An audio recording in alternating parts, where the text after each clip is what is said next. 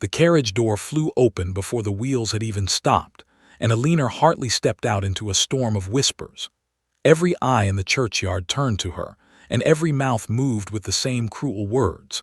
The Ice Duke had finally chosen a bride, and half of London had come to watch the marriage fail before it began.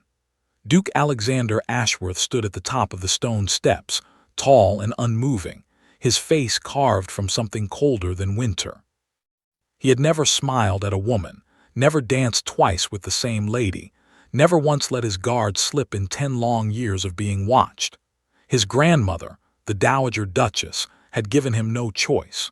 Marry within the year, she had said, or lose everything to a cousin who circled the family fortune like a hawk waiting for a wounded animal to fall. Alina needed this marriage as much as he did.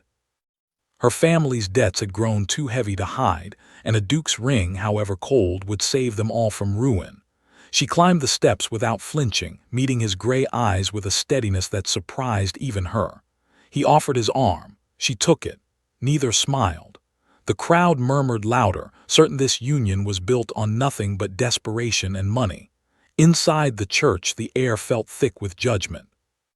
An old baroness leaned toward her companion and said the duke's heart had died years ago, and no bride, however clever, could bring it back. Alina heard every word, and something in her chest tightened, though she told herself it did not matter. She had not come here for love. She had come here for survival. Yet as the ceremony began, she noticed something strange. The duke's hand, when it took hers, was not as steady as his face suggested. A small tremor, barely there, betrayed a man who was not nearly as unfeeling as the stories claimed. She filed the thought away, refusing to let herself hope for something that everyone insisted did not exist. After the vows were promised, they rode back to Ashworth House in silence, the city rolling past the carriage window in a blur of gray stone and colder stairs. Alexander said nothing the entire way, his jaw tight, his gaze fixed somewhere far beyond the glass. Alina studied him quietly, piecing together fragments of gossip she had collected over the past weeks. A stable boy who spoke of him with quiet loyalty rather than fear. A tenant family who whispered that their unpaid rent had simply vanished from the ledgers one winter. These were not the actions of a heartless man, yet the world had already decided who he was, and he seemed determined to let them believe it. When the carriage finally stopped before the great iron gates of his estate, Alexander turned to her for the first time since the church. For a moment, his eyes softened just slightly before the mask returned. "Welcome to your new home," he said, his voice quiet and unreadable. Alina stepped down without a word, wondering exactly what kind of man she had just agreed to spend her life beside, and whether anyone, including him, truly knew the answer. The following weeks moved with a strange, careful rhythm neither of them dared to name. Alexander kept his distance, retreating to his study for long hours, while Alina learned the halls of Ashworth House one quiet room at a time. Servants spoke to her in hushed, respectful tones, careful never to mention their master's moods directly, though their eyes said enough. She began to notice small contradictions everywhere she looked. A cook who received extra wages each month without explanation. A gardener whose sick daughter had somehow found the finest physician in the county, paid for by a benefactor who wished to remain unnamed. Alina was no fool, and slowly, the pieces started forming a picture entirely different from the man society had painted. One evening, a sudden storm trapped them both in the same carriage on the road home from a neighboring estate. Rain hammered the roof, lightning splitting the sky in jagged white lines, and for the first time, Alexander spoke to her without the usual guarded distance in his voice. He told her, almost reluctantly, about a fire that had taken his younger sister many years before, and how the Tun had decided after her death that grief had hollowed him into something unfeeling. Alina listened without interrupting, without offering pity, only quiet understanding. When the carriage finally reached the estate, something between them had shifted, subtle but undeniable. Days later, at a grand ball hosted by a rival family eager to see the new Duchess stumble, Alina found herself standing alone near the edge of the room while whispers followed her like shadows. Alexander crossed the floor directly to her side, offering his hand for a dance in front of everyone who doubted them. The room fell quiet as they moved together, his hand steady at her waist, his eyes never once leaving hers. It was the first time he had touched her without hesitation, and the warmth of it startled them both. Word spread quickly afterward that the Ice Duke had danced twice with his own wife, an act unheard of in the pattern he had kept for years. Not everyone welcomed the change. Percival Ashworth, his distant cousin and the man who stood to inherit if the marriage failed, watched from across the room with narrowed eyes, calculating the sudden shift in fortune he had not expected. He had counted on coldness, on distance, on a marriage destined to crumble under society's weight. Instead, he saw something dangerous begin to grow between them, something that threatened every plan he had quietly built. As the carriage carried them home that night, Alina caught Alexander watching her with an expression she could not quite name, somewhere between curiosity and quiet wonder. Neither spoke of what had happened on the dance floor, yet both understood that whatever line had separated duty from feeling had begun, ever so slightly, to blur beyond recognition. The wedding night arrived wrapped in candlelight and silence, the great bedchamber warmed by a fire that crackled softly against the quiet tension filling the room. Alina stood by the window, watching the flames reflect in the glass, her heart beating faster than she wanted to admit. She heard the door close behind her and turned to find Alexander standing there, his usual armor of composure nowhere to be seen. For the first time since she had met him, he looked uncertain, almost vulnerable, a man stripped of the reputation the world had built around him. He crossed the room slowly and told her something he had never spoken aloud to another living soul. His sister had died in a fire meant to have taken him instead, a mistake in timing that had haunted him every single day since. The Ton had called him cold, incapable of love, and rather than correct them, he had let the lie protect him, because loving someone again meant risking that kind of loss a second time. Alina reached for his hand. Not out of pity, but out of understanding that ran deeper than words could carry.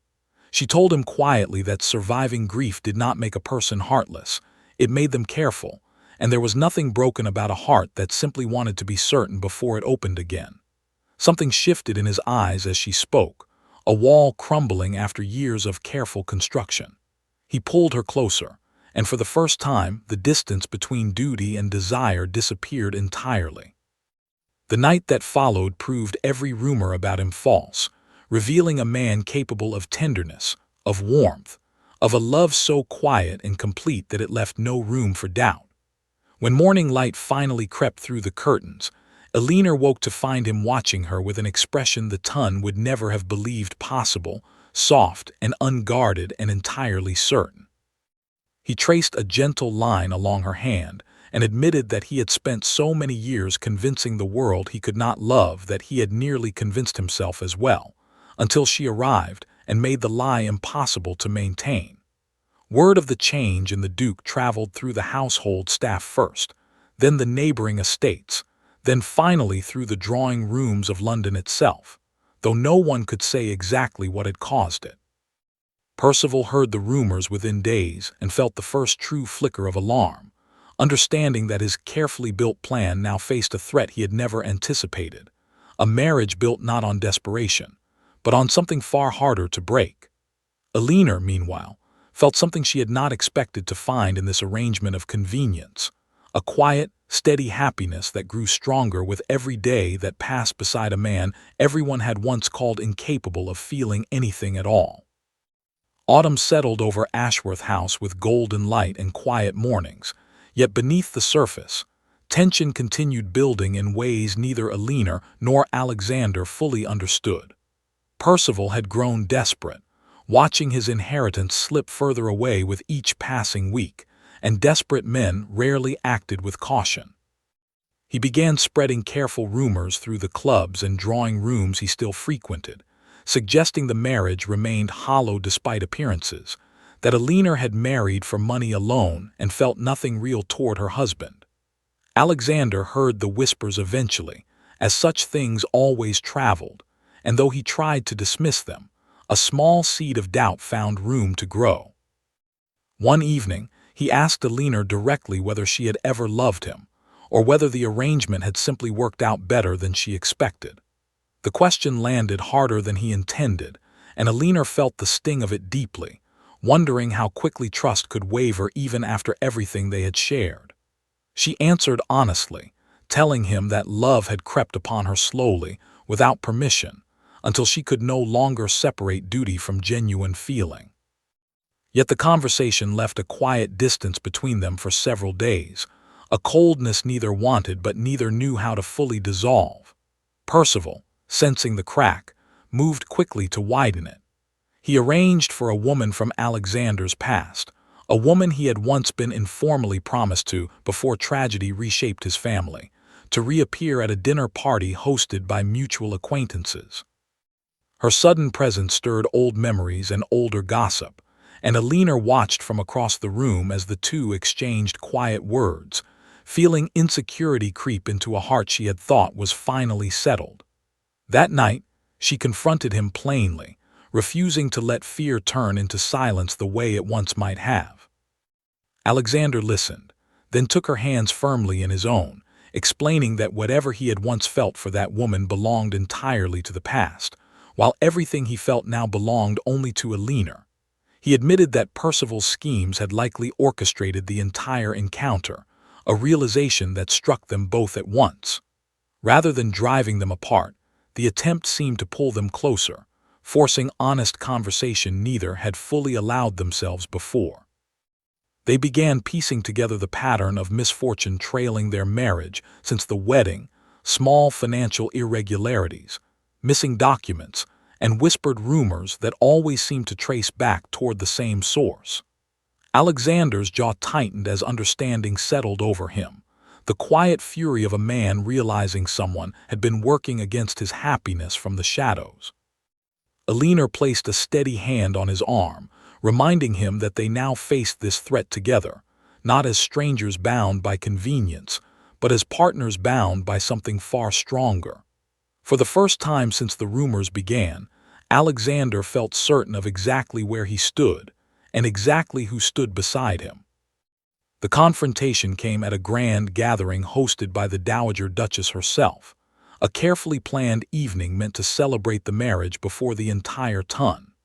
Percival arrived with forged documents tucked inside his coat, prepared to reveal false evidence suggesting the marriage had been arranged under fraudulent pretenses, a scheme designed to strip Alexander of his title and hand the estate directly to himself. He waited until the ballroom filled with guests before making his move, standing before the crowd and announcing his accusations loudly enough for every ear in the room to catch. Whispers erupted instantly, and for a moment, the old rumors about the Ice Duke threatened to return with even greater force. Alexander stepped forward calmly, refusing to let panic guide his response, while Alina moved to stand directly beside him, her presence steady and unwavering. Together, they dismantled Percival's claims piece by piece, producing correspondence and witnesses that proved the documents had been altered, the dates changed, the signatures forged by a hand growing increasingly desperate. A steward who had once served under Percival stepped forward, admitting under the weight of his own conscience that he had been paid to falsify certain estate records months earlier. The room fell utterly silent as the truth unraveled in front of everyone who had once doubted the marriage's foundation. Percival's face drained of color as guest after guest turned away from him, the very society he had hoped to impress now recognizing him for exactly what he was. Security escorted him from the estate that night, his schemes exposed beyond any possibility of denial, his inheritance hopes destroyed entirely by his own greed. Alexander turned to Alina amid the stunned silence of the ballroom and, without hesitation, spoke words the entire room could hear clearly. He told them all that he loved his wife completely, that whatever coldness they believed defined him had died the moment she walked into his life, and that nothing Percival or anyone else said could ever change what stood between them now. The crowd that had once whispered cruel judgments now watched in stunned, genuine admiration, witnessing a transformation none of them had believed possible. Elinor felt tears rise, not from sadness, but from the overwhelming relief of finally being seen, understood, and chosen so openly before the world that had doubted them both.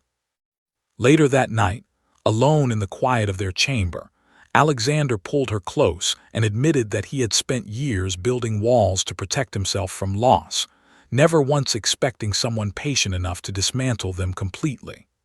Elinor rested her head against him, feeling the steady rhythm of a heart the world had once called incapable of love, now beating clearly and only for her.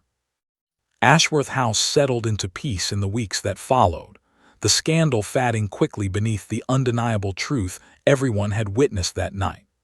The Duke and Duchess were no longer spoken of as a marriage of convenience, but as proof that even the coldest reputations could hide the warmest hearts, waiting only for the right person to finally set them free.